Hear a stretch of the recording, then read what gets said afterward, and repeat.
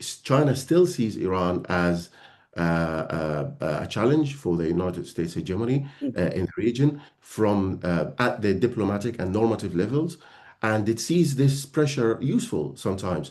For example, it sees it useful in distracting the United States away from the Indo-Pacific, which gives China the space and the time to increase its influence in the region. It also raises the cost for the United States initiatives and preferences and interests in the region, which is always useful for China.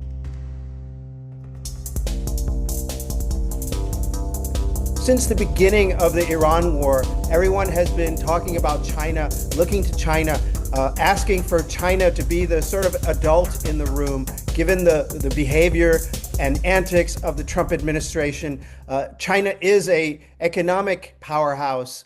It is a military powerhouse, but it has perhaps yet to come to its own in terms of becoming a diplomatic powerhouse. It's still feeling its way around. I'm Borzu Deragahi. This is my podcast. It's called Badlands. You can subscribe and get free content, sometimes paid, at borzu.substack.com. That's BORZOU.substack.com. I'm joined today by the very smart, very intelligent, very well-informed Ahmad Abudu, and he is a China expert specializing in China's relations to the Arab world. Ahmad is a senior fellow at Chatham House, and he's head of the China program at the, what is it called? The Emirates Policy Center. The Emirates Policy Center, which is a think tank based in the United Arab Emirates. Ahmad, thank you so much for joining me. We're old colleagues, actually, from The Independent. So he's, in addition to being a scholar, he's also a journalist. So he's got a lot of bandwidth.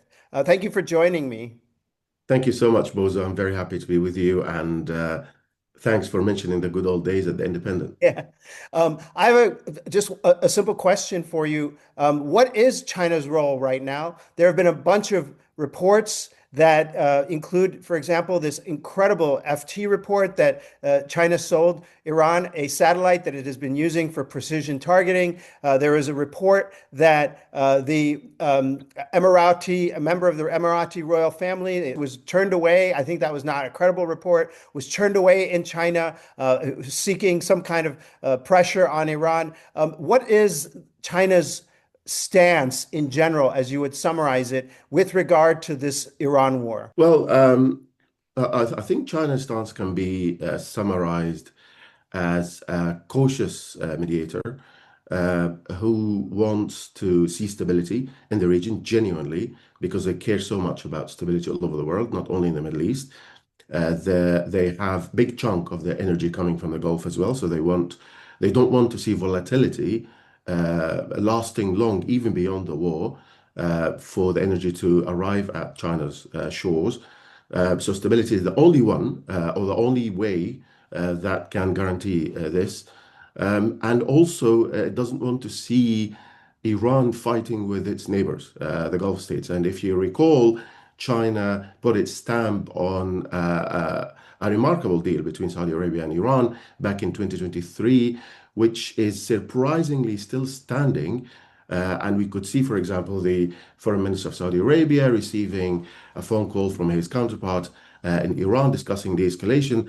And this is the works of this deal. So Iran wants to see both sides of the Gulf restraining themselves from expanding this conflict, but also it wants to see its relative stability in the bilateral relations with the US continuing, especially amid the visit that President Trump will make to Beijing next month. And it sees Iran war as an unnecessary distraction that can affect negatively this visit. And you could see that the visit was originally scheduled for April, but it has been already postponed because of Iran war.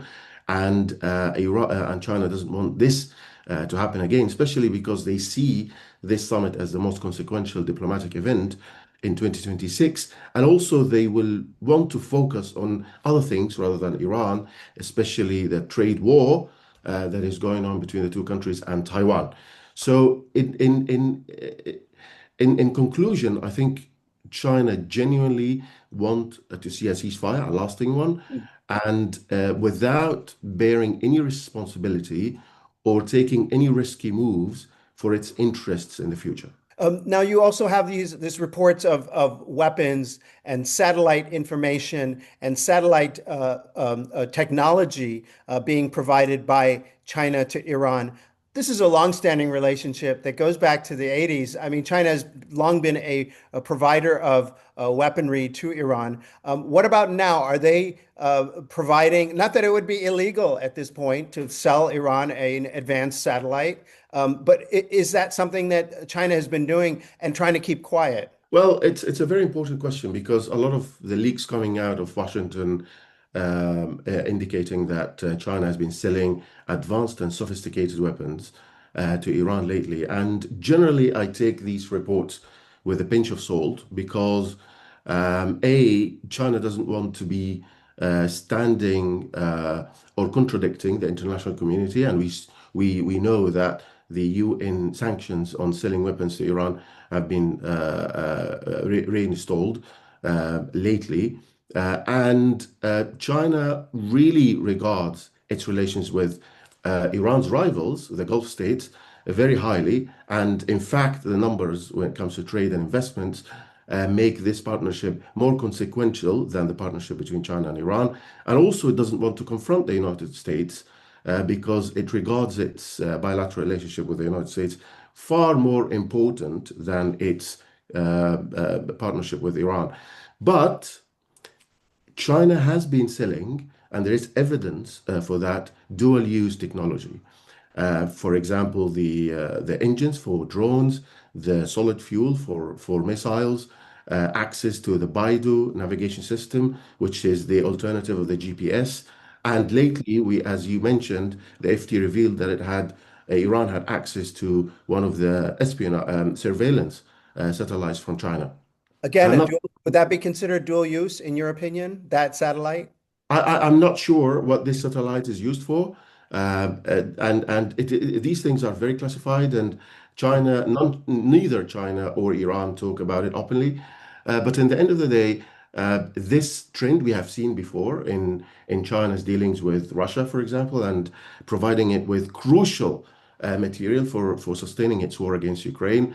And for example, some reports show tremendous improvement in the targeting of of Iran's platforms compared to the 12 days war last year. And of course, this technology is not coming domestically from Iran, but it's coming from China. So I think in a way we cannot see that there is a trend of Chinese sophisticated and game-changing weapons going to Iran. But we are seeing under the radar secret transfers of dual use technology that is still crucial for Iran's military industry, and I think will be very important going forward to rehabilitate this military industry. You know, someone I was talking to, a Russia expert, once told me that don't listen to what Putin says when he goes to G8 summits. It was G8 back then. And his nice and polite words. Putin likes what Iran does. Putin likes that he has this attack dog out there screaming death to America and challenging the US hegemon and so on. I wonder if China also has a certain ideological alignment with Iran that makes its relationship, although not quantitatively as important as that with the other Gulf states, especially Saudi Arabia, or definitely not with the U.S. with its strong economic ties, but makes it qualitatively not more significant, but of a different level of significance to its ultimate hegemonic aims. I I say absolutely not, and I don't see any ideological component in this partnership. In fact, quite the contrary. When you speak to Chinese colleagues in Beijing, they always complain about Iran's behavior in the region, and they see it destabilizing, and they see it unnecessary. And in fact, in their private conversations with Iranian colleagues, they always convey the message that, guys, you have to change this trajectory. You have, first of all, to open up your economy and seek partnerships, even with